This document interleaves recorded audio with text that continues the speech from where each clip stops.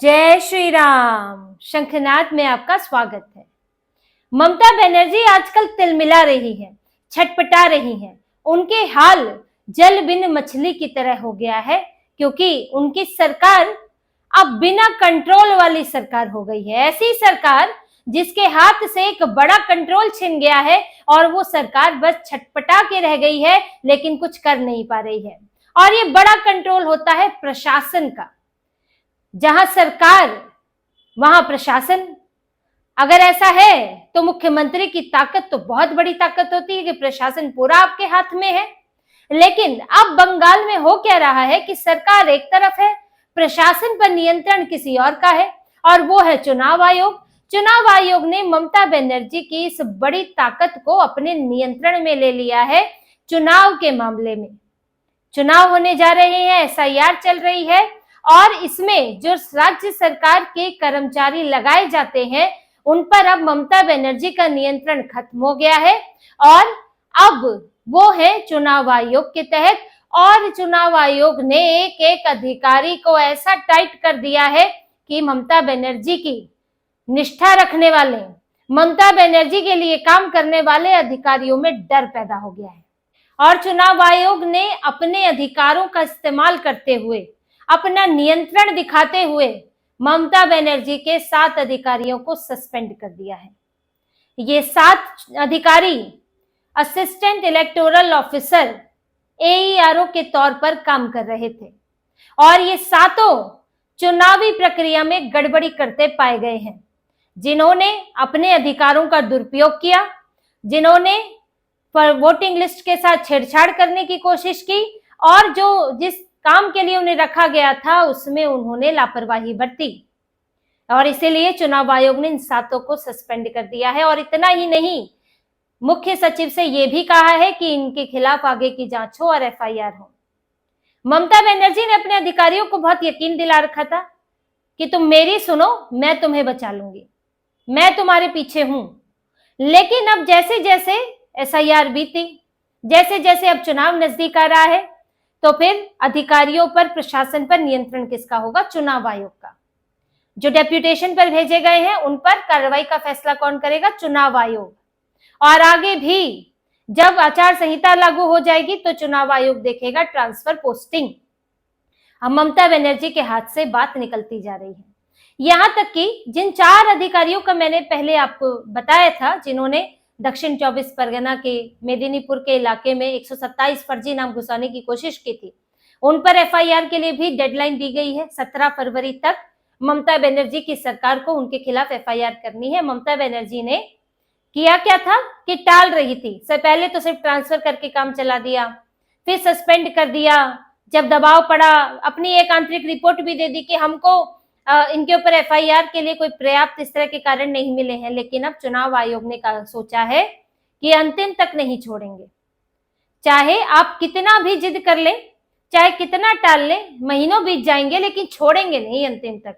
इसीलिए मामला अगस्त का था, अब फरवरी हो गया है, लेकिन 17 फरवरी की लास्ट डेट दे दी है कि FIR करो इनके खिलाफ। अब उन अधिकारियों को ममता बनर्जी नहीं बचा सकती। अब बंगाल में देखिए क्या संदेश जा रहा है।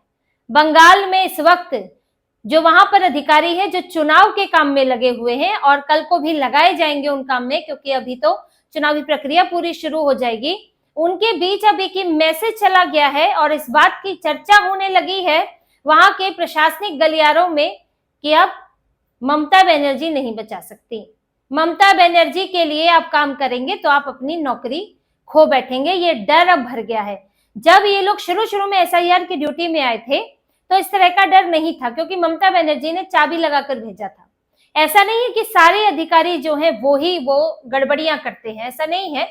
लेकिन क्योंकि 15 साल से ममता बनर्जी वहां सत्ता में है, तो प्रशासन के स्तर पर TMC के लोग घुसे पड़े हैं, TMC के लोग नौकरी में है या संगठन से किसी न किसी तरह जुड़े हैं।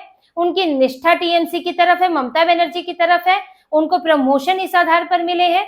तो इसलिए वो अधिकारी कहीं ना कहीं TMC को फायदा पहुंचाने की कोशिश करते हैं, और उन्हें यह भी लगता था कि अब तक तो ममता बनर्जी है, सिर पर उनका हाथ है, तो कुछ नहीं होगा। लेकिन अब ऐसा नहीं है। अब चुनाव आयोग दिन पर दिन सख्त होता जा रहा है। पहले तो नियम इन्होंने सख्त किए, अब कार्रवाई की बात आ गई है जैसा कि मैंने आपको बताया था, कुछ दिनों पहले चुनाव आयोग ने एक बैठक ली थी और उसमें साफ तौर पर बताया था कि कई अधिकारी वो दस्तावेज भी स्वीकार कर रहे हैं जो कि 13 दस्तावेजों की सूची में नहीं है, उन्होंने सिस्टम में अपलोड तक कर दिए। ऐसे अधिकारियों को चेतावनी जारी की थी और जिला चुनाव अधिकारी से कहा था कि इन मामलों पर नजर रखें कि कौन से कागज अपलोड हो रहे हैं। इससे पहले भी बार बार चुनाव आयोग ने इस बात के लिए आगाह किया कि एक तो आप बाहर से लोग नहीं रख सकते, कॉन्ट्रैक्ट पर लोग नहीं रख सकते, दूसरा सही दस्तावेज स्वीकार करें, तीसरा कोई भी घुसपैठिए का नाम, विदेशी का नाम नहीं चढ़ना चाहिए, आपको किसी भी तरह से कॉम्प्रोमाइज नहीं करना है इससे। अब इतने समय से नजर रखने के दौरान ये 7 अधिकारी पकड़े गए।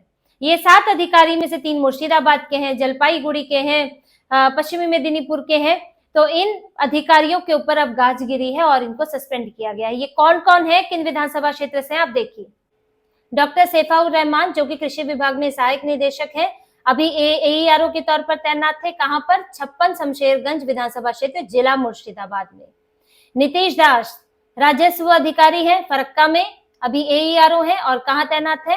फरक्का विधानसभा क्षेत्र, मुर्शिदाबाद। तीसरे मुर्शिद आलम सहायक कृषि निदेशक थे, अभी है सूती ब्लॉक में और एईआरओ के पद पर है। 57 सूती विधानसभा क्षेत्र, मुर्शिदाबाद।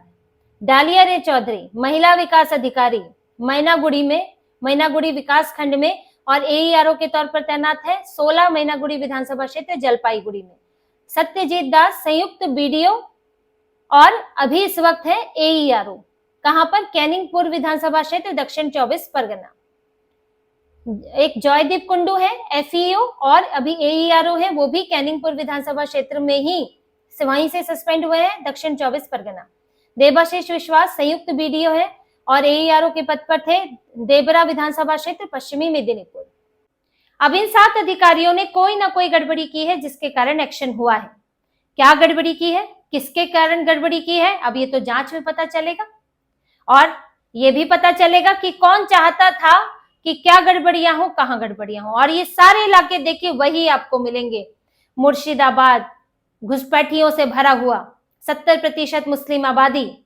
पश्चिमी मेदिनीपुर, दक्षिण 24 परगना, उत्तर 24 परगना, ये सब मेदिनीपुर परगना, ये सारे वही इलाके हैं जहां पर मुस्लिम आबादी ठीक ठाक है और कुछ इलाकों में तो बहुमत में है और कहीं पर निर्णायक है। और इन इलाकों में क्या होता रहा था कि जहां पर निर्णायक आबादी, देखिए जहां पर तो बहुमत में है वहां तो ये किसी और पार्टी का जीतना ही संभव नहीं है, लेकिन जहां निर्णायक वोट होता है, जहां हिंदू भी ठीक ठाक है और उनकी संख्या भी ठीक है, तो वहां पर साल दर साल धीरे धीरे मुसलमानों का नाम वोटर लिस्ट में चढ़ाया जाता है, उन्हें शिफ्ट किया जाता है, घुसपैठियों को बसाया जाता है।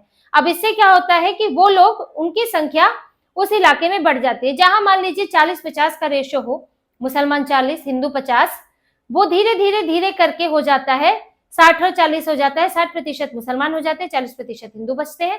ये सालों साल में होता है, धीरे धीरे बसाकर, जैसे 127 नाम जोड़ रहे थे, कहीं पे 100 नाम जोड़ देंगे, कहीं 500 नाम जोड़ देंगे, तो इस तरह से करके पूरी डेमोग्राफी भी बदल जाती है। डेमोग्राफी बदलती है तो चुनाव का नतीजा बदल जाता है।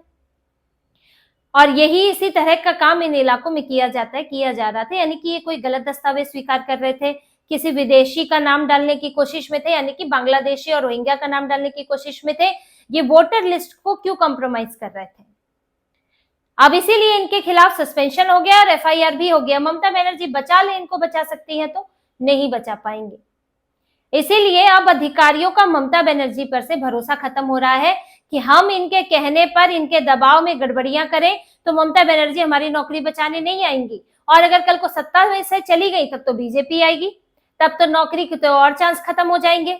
इसलिए अब अधिकारी भी सोच समझ कर काम कर रहे हैं कि कहीं उन्हें इस पूरे चुनाव के चक्कर में अपनी नौकरी ना गंवानी पड़े और जेल ना जाना पड़ जाए। अब एक तरफ यहाँ पर अधिकारियों पर एक्शन हो रहा है और दूसरी तरफ अब फाइनल लिस्ट लाने की तैयारी हो रही है। हियरिंग हो चुकी है, अब एक अंतिम हफ्ते में जो ये तय होगा कि किसको रखा जाना है, किसको नहीं, स्क्रूटनी होगी और फिर फाइनल लिस्ट आएगी। और जो फाइनल लिस्ट आएगी उसमें अभी तक 10 लाख और नाम कटने की इसमें संभावना जताई जा रही है, क्योंकि 5 लाख से ज्यादा नाम तो ऐसे हैं जो हियरिंग के लिए आए ही नहीं, जो शामिल ही नहीं हुए इनमें। और उसमें देखिए कहां कहां से सबसे ज्यादा, दक्षिण 24 परगना, उत्तर 24 परगना, दक्षिण कोलकाता, उत्तर कोलकाता, इन जगहों से 5 लाख से ज्यादा लोग आए ही नहीं है जो हियरिंग में हिस्सा लें। अब उनके नाम की स्थिति डावाडोल है। चुनाव आयोग ने कह दिया हियरिंग खत्म हो गई, अब तो फाइनल लिस्ट तैयार हो रही है। इस हिसाब से और जो चीजें सामने आई हैं, 3,60,000 नाम ऐसे हैं जिनको हियरिंग के लिए नोटिस ही नहीं भेजा जा सका है। उसके अलग अलग कारण है, लेकिन इस मुख्य तौर पर वो लोग हैं जिनका एड्रेस गलत पाया गया, जो पता ही नहीं चला कहीं है, जो पलायन कर गए हैं, जिन तक नोटिस पहुंचाया नहीं जा सका, पते की जिनकी कोई कंफर्मेशन नहीं थी कि वो कहाँ रहते हैं। अब इसी तरह से 5,20,000 वही है जो कि सुनवाई के लिए नहीं आए, और 1,60,000 ऐसे हैं जिनके दस्तावेजों के नाम, जिनके दस्तावेजों की जांच में अयोग्य पाए गए। लेकिन ये 1,60,000 का आंकड़ा पहले का है। अभी जब फाइनल लिस्ट आएगी तो ये आंकड़ा और ज्यादा बढ़ेगा, जिसमें और भी कई लोगों के दस्तावेज ठीक नहीं हो सकते हैं। अभी कुल मिला के 10 लाख का आंकड़ा बनता है, इससे ज्यादा ही बनता है, और इतने फिर से नाम इसमें से कट सकते हैं। जो आंकड़ा है कुल नाम कटने का, वो बिहार से भी ऊपर जा सकता है। बिहार में तो 64 लाख था और इनका आंकड़ा और ऊपर जा सकता है। तो इस वक्त बंगाल में ममता बनर्जी, टीएमसी की यही टेंशन है कि ये कट ज्यादातर कहां से रहे हैं, उन्हीं इलाकों से जहां पर गड़बड़ी करने की कोशिश की गई, जहां घुसपैठियों को बसाया गया था, क्योंकि हियरिंग में भी कई अधिकतर मामले उन्हीं इलाकों से थे और कई गड़बड़ियां इनमें पाई गई है। कई लोगों ने अपने माता पिता बदल लिए, किसी ने उम्र बदल ली, किसी ने घर बदल लिया कि ताकि कैसे भी वोटर लिस्ट में नाम चढ़ जाए। लेकिन चुनाव आयोग की आप सख्ती देखेंगे इसमें, जहां नियमों में भी सख्ती है, कैसे तकनीक का इस्तेमाल किया गया, एआई का इस्तेमाल किया गया, किस तरह से बड़े स्तर पर बड़ी संख्या में कर्मचारी लगाए गए, अधिकारी लगाए गए, केंद्र से जरूरत पड़ी वो लगाए गए, और साथ ही भ्रष्ट अधिकारियों पर, भ्रष्ट कर्मचारियों पर नकेल कसी गई, और ममता बनर्जी को ये दिखाया गया कि आप मुख्यमंत्री हैं, भगवान नहीं हैं। नियम कानून दूसरे भी जानते हैं, और इस देश में जब नियम कानूनों से काम होता है तो फिर आपकी हर किसी की शक्तियां सीमित होती हैं। तो ममता बनर्जी की शक्तियां भी सीमित है, और फिलहाल प्रशासनिक शक्ति और आने वाले समय में ट्रांसफर पोस्टिंग की शक्ति भी उनके हाथ से जाने वाली है। तो इसी तरह की और खबरें और विश्लेषण आपके लिए लाते रहेंगे। हमसे जुड़े रहिए, सब्सक्राइब कीजिए, कमेंट कीजिए। बहुत बहुत धन्यवाद। जय श्री राम।